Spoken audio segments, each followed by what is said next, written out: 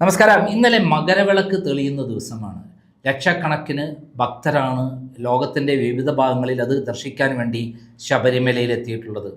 ആ ശബരിമല ദർശനം നടക്കുന്ന അതേ സമയത്താണ് ശങ്കർദാസിനെ പോലീസ് അറസ്റ്റ് ചെയ്യുന്നത്. ആരാണ് ശങ്കർദാസ്? ശങ്കർദാസ് എന്ന് പറയുന്നത് DIG പ്രേം ശങ്കറിൻ്റെ പിതാവാണ്. അദ്ദേഹം മുമ്പൊക്കെ നമ്മൾ അറിഞ്ഞിരിക്കുന്ന ശങ്കർദാസ് വളരെ സത്യസന്ധനായ ഒരാളായിരുന്നു. പക്ഷേ ശബരിമല കൊള്ളയുടെ വിവരങ്ങൾ ഓരോ ദിവസം പുറത്തു വന്നപ്പോൾ ദേവസ്വം ബോർഡ് മെമ്പർമാരായ ശങ്കർദാസും വിജയകുമാറും അതേപോലെ പത്മകുമാറും ഒരുമിച്ചാണ് പല തെറ്റായ തീരുമാനങ്ങൾ എടുത്ത് മിനിറ്റ്സിൽ എഴുതിയിട്ടുള്ളത് എന്നുള്ള കൃത്യമായ രേഖ ഹൈക്കോടതിയിൽ കിട്ടിയതോടെയാണ് ഈ മനുഷ്യനെ എന്തുകൊണ്ടാണ് പോലീസ് ഫാദർ ആയതുകൊണ്ടാണോ ഇദ്ദേഹത്തെ അറസ്റ്റ് ചെയ്യാതെ അന്ന് മുതൽ ഹോസ്പിറ്റലിൽ കൊണ്ടുവച്ച് ഹാർട്ട് അറ്റാക്ക് ആണെന്ന് പറഞ്ഞ് നാടകം അഭിനയിക്കുന്നതിന് ജസ്റ്റിസ് ബദ്രുദ്ദീൻ്റെ വാചകം പുറത്തു വന്നത്. നേരത്തെ വിജയകുമാറിനെതിരെയും ഇത് തന്നെയാണ് വന്നത്. വിജയകുമാറിൻ്റെ ജാമ്യ ഹർജി സുപ്രീം കോടതി വരെ പോയെങ്കിലും അവിടെ നിന്ന് തള്ളപ്പെടുകയായിരുന്നു. അതേപോലെ ശങ്കർദാസിൻ്റെ സ്ഥിതിയും ഈ അവസ്ഥയിൽ എല്ലാ തരത്തിലും ഹൈക്കോടതി പൂട്ടിയിരിക്കുന്നു. ഇതെന്താണ് ഹൈക്കോടതി ഇത്രയും ശക്തമായ രൂപത്തിൽ നീങ്ങുന്നത്?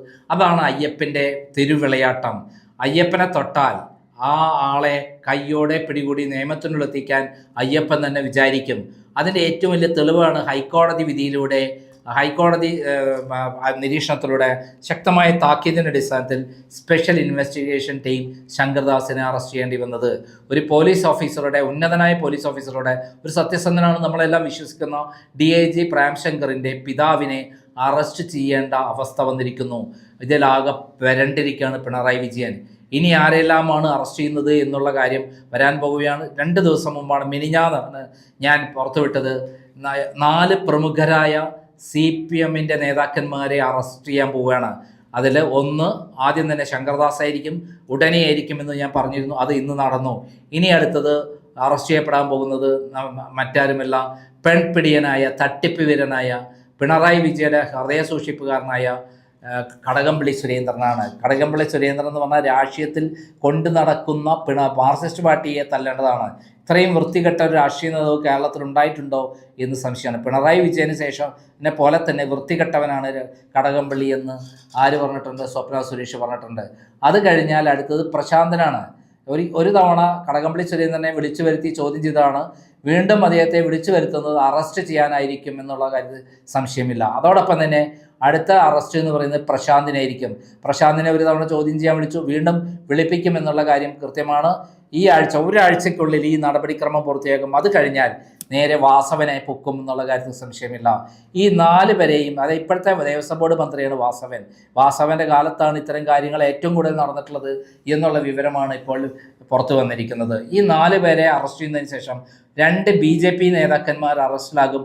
അതുകൊണ്ടാണ് BJP പത്തനംതിട്ടയിലും ആലപ്പുഴയിലും കോട്ടയത്തൊന്നും മിണ്ടാതിരിക്കുന്നത്. അല്ലെങ്കിൽ നേരത്തെ നാമജപ യാത്ര നടത്തിയ കോട്ടയത്തെയും അതേപോലെ പത്തനംതിട്ടയിലെയും അതേപോലെ ആലപ്പുഴയിലുമുള്ള BJP പ്രവർത്തകർ, RSS പ്രവർത്തകർ, ഹിന്ദു മുന്നണി പ്രവർത്തകർ മിണ്ടാതിരിക്കുന്നത് കൊണ്ടാണ്. എന്തിന്? തന്ത്രിയെ കുടുക്കി എങ്ങനെയെങ്കിലും ഈ BJP നേതാക്കന്മാരെ രക്ഷിക്കാനുള്ള പരിപാടിയിൽ പങ്കുചേരുകയാണ് ഇപ്പോൾ BJP. ഡോക്ടർ KS രാധാകൃഷ്ണൻ പറഞ്ഞിട്ടുള്ള വാർത്ത കണ്ടിട്ടുണ്ടോ? തന്ത്രി മഹാകള്ളനാണ് എന്നാണ് പറയുന്നത്. അതായത് BJPയുടെ ഔദ്യോഗിക നിലപാടിനെതിരെയാണ് ഡോക്ടർ KS രാധാകൃഷ്ണൻ വെടിപൊട്ടിച്ചിരിക്കുന്നത്. എന്നാൽ യഥാർത്ഥത്തിൽ തന്ത്രി കുറ്റക്കാരനല്ല എന്നുള്ളതാണ് ഓരോ ദിവസവും വരുന്ന വാർത്തകളിൽ നിന്ന് മനസ്സിലായി. ഇതെല്ലാം തന്ത്രിക്ക് അറിയാമായിരുന്നെങ്കിലും അദ്ദേഹത്തിൻ്റെ അധികാര പരിധിയിലുള്ള കാര്യങ്ങളല്ല അവിടെ നടന്നിട്ടുള്ളത്. അധികാര പരിധിയിലുള്ള കാര്യങ്ങളിൽ പൂജാകർമ്മങ്ങൾ മാത്രമാണ്. അതിൽ ആചാര ലംഘനങ്ങൾ കൃത്യമാണ്. മുമ്പ് പിണറായി വിജയൻ കുറേ ഉടുതുണി ഇല്ലാത്ത സ്ത്രീകളെ കയറ്റിയപ്പോൾ അവിടെ ഞാൻ വാതിലടച്ചുവിടുമെന്ന് കൃത്യമായി പ്രഖ്യാപിച്ചിട്ടുള്ള ആളാണ് തന്ത്രി രാജീവ് കണ്ഠരര്.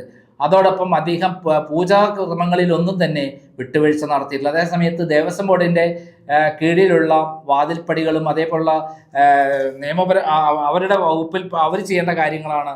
വാതിൽപ്പടി കൊണ്ടുപോയാലും അതേപോലെ ഉള്ള ദാരുശില്പങ്ങൾ കൊണ്ടുപോയാലും മറ്റു കാര്യങ്ങൾ കൊണ്ടുപോയാലും അതിൻ്റെ ഉത്തരവാദിത്വം, അത് കാത്തുസൂക്ഷിക്കാനുള്ള ഉത്തരവാദിത്വം ദേവസ്വം ബോർഡിനാണ്. ആ ദേവസ്വം ബോർഡാണ് കുറ്റകൃത്യം ചെയ്തില്ല. ഇവിടെ തന്ത്രിയെക്കുറിച്ചുള്ള ആരോപണം മൗനാനുവാദം കൊടുത്തു എന്നാണ്. എന്ത് മൗനാനുവാദം? ഇത്തരം കാര്യങ്ങളിൽ പല കാര്യങ്ങളും പരിഷ്കരിക്കേണ്ടതുണ്ടാവും. അത് ദേവസ്വം ബോർഡാണ് ചെയ്യുന്നത്. ദേവസ്വം ബോർഡ് പോയി ചെയ്യുന്നു, ലേറ്റ് ആയാലും ദേവസ്വം ബോർഡിൻ്റെ ഭാഗത്താണ്. അവിടെ അതിലിടപെടാനുള്ള അവകാശം അല്ലെങ്കിൽ ഇത്തരം കാര്യങ്ങളൊന്നും തന്നെ ഇടപെടേണ്ട ആവശ്യം തന്ത്രിക്കില്ല എന്നതാണ് സത്യം. തന്ത്രി അതേസമയത്ത് എന്തെങ്കിലും ഒരു ലെറ്റർ കൊടുത്തിരുന്നെങ്കിൽ ഭഗവാനോട് സംസാരിച്ച് സമ്മതിച്ച് അവിടുന്ന് കിട്ടുന്ന വിവരങ്ങൾ ലെറ്ററായി കൊടുത്തിരുന്നെങ്കിൽ തന്ത്രി കുടുങ്ങിയിരുന്നേനെ. ഇപ്പോൾ തന്ത്രിക്ക് അങ്ങനെ ഒരു കാര്യവുമില്ല. അത് തന്ത്രിയെ കുടുക്കിയതിൽ അറസ്റ്റ് ചെയ്തതിൽ ഹൈക്കോടതിക്ക് ഭയങ്കര വിയോജിപ്പുണ്ടെന്നും ഭയങ്കര അസംതൃപ്തി ഉണ്ടെന്നുള്ള വിവരങ്ങളും കൂടി പുറത്തു വരുന്നുണ്ട്. മിക്കവാറും തന്ത്രിക്ക് ജാമ്യം കിട്ടാൻ സാധ്യതയുണ്ട്. അതോടൊപ്പം തന്ത്രിയെ വെച്ച് കടകംപള്ളിയെയും വാസവനെയും പ്രശാന്തിനെയും അതേപോലെ ശങ്കർദാസിനെയും അടക്കമുള്ളതല്ല, പിണറായി വിജയനെ അടക്കം രക്ഷിക്കാനുള്ള BJP നേതാക്കന്മാരെ അടക്കം രക്ഷിക്കാനുള്ള തന്ത്രങ്ങളാണ് ഇപ്പോൾ പൊളിഞ്ഞ് പാളിസായിരിക്കുന്നത്. മകരവിളക്ക് സമയത്ത് അയ്യപ്പൻ തന്നെ തൂക്കിയെടുത്തിരിക്കുകയാണ് ശങ്കർദാസിനെ എന്ന് പറയാൻ പറ്റും. എന്തായാലും ഒരു രോഗിയായ വൃദ്ധനായ ശങ്കർദാസിന് അവസാനം നല്ല കാലത്ത് ചെയ്ത ഒരു കുറ്റത്തിന് ഭഗവാൻ പണി കൊടുത്തിരിക്കുന്നു എന്നുള്ളതാണ് സത്യം. ഇനി എത്ര പേർക്ക് ഭഗവാൻ പണി കൊടുക്കാൻ നിൽക്കുന്നു? നമുക്കറിയാം പിണറായി വിജയൻ നടത്തിയിട്ടുള്ള തട്ടിപ്പുകളും വെട്ടികളും ഞാൻ വീണ്ടും പറയുന്നില്ല. കേന്ദ്ര സർക്കാരാണ് പിണറായി വിജയനെ സംരക്ഷിച്ചു കൊണ്ടിരിക്കുന്നത് എന്ന് നമുക്ക് കണ്ണുകൊണ്ട് നമ്മൾ കണ്ടുകൊണ്ടിരിക്കുകയാണ്. എന്നാൽ അയ്യപ്പൻ വെറുതെ വിടുന്നില്ല. അയ്യപ്പൻ്റെ പേരിൽ രാഷ്ട്രീയം കളിച്ചിട്ടുള്ള പാർട്ടിയാണ് BJP. അവർക്ക് യാതൊരു തരത്തിലും സത്യസന്ധതയില്ല എന്നുള്ളതിൻ്റെ ഏറ്റവും വലിയ തെളിവാണ് പിണറായി വിജയനെ സംരക്ഷിച്ച് പിണറായി വിജയൻ്റെ അണികളെ ഉപയോഗിച്ച് എങ്ങനെ അധികാരത്തിലെത്താൻ പറ്റുമോ നോക്കുന്ന കാര്യം. എന്നാൽ പിണറായി വിജയനെയും സംഘത്തെയും കാളകൂട വിഷങ്ങളടങ്ങിയ സംഘത്തെയും അറസ്റ്റ് ചെയ്ത് ജയിലിലടച്ചിരുന്നെങ്കിൽ എന്നോ BJP കേരളത്തിൽ അധികാരത്തിലെത്തുമായിരുന്നു. ഞാനൊക്കെ അന്ന് ആഗ്രഹിച്ചിരുന്നു ഇവർ അധികാരത്തിലെത്തട്ടെ, എന്നിട്ട് ഈ പിണറായി വിജയൻ അറസ്റ്റ് ചെയ്ത് കഴിഞ്ഞാൽ അറസ്റ്റ് ചെയ്യുകയാണെങ്കിൽ കൃത്യമായ നിയമ നടപടി സ്വീകരിച്ചെടുത്ത് ശരിയായ അന്വേഷണം നടത്തി പിണറായി വിജയനെയും കുടുംബത്തെയും അതേപോലുള്ള കാളകൂട വിഷങ്ങളെയെല്ലാം അകത്താക്കി കഴിയുകയാണെങ്കിൽ BJP സപ്പോർട്ട് ചെയ്യണമെന്നുള്ളൊരു ആഗ്രഹം എനിക്കുണ്ടായിരുന്നു. ഇപ്പോൾ BJP ഇങ്ങനത്തെ കള്ള രാഷ്ട്രീയം കളിക്കുന്നു, പിണറായി വിജയനെ സംരക്ഷിക്കുന്നു. ഈ കള്ളന്മാരെ ഉപയോഗിച്ച് പിണറായി വിജയനെ ഉപയോഗിച്ച് എങ്ങനെയും ഭരണത്തിൽ കയറാമെന്നുള്ള പരിപാടികളുമായി നടക്കുകയാണ് BJP. അതും പൊട്ടിപ്പൊളിഞ്ഞിരിക്കുന്നു. അവർക്ക് മിണ്ടാൻ പറ്റാത്ത വിധത്തിൽ പിണറായി വിജയനുള്ള ബന്ധങ്ങൾ പുറത്തു വരുമെന്നുള്ള കൃത്യമായുള്ള അറിവോടെ ഇവർ മിണ്ടാതിരിക്കുകയാണ്. ഇടയ്ക്കൊരു പ്രസ്താവനയല്ലാതെ എന്ത് സമരമാണ് ഈ ശബരിമല കൊള്ളയിൽ ഈ BJP ചെയ്തിട്ടുള്ളത്? ആലപ്പുഴയിലെയും അതേപോലെ കോട്ടയത്തെയുമുള്ള പത്തനംതിട്ടയിലുമുള്ള ചില BJP നേതാക്കന്മാരും അതേപോലെ സുരേന്ദ്രനും മുരളീധരനുമുള്ള നേതാക്കന്മാരും ഇത്തരത്തിലുള്ള കൊള്ളയിൽ പങ്ക് പറ്റിയിട്ടുണ്ടെന്നുള്ള വിവരങ്ങളാണ് ഓരോ ദിവസം വരുന്നത്. ഇതാണ് ഇന്ന് കേരളത്തിൻ്റെ അവസ്ഥ. നന്ദി, നമസ്കാരം.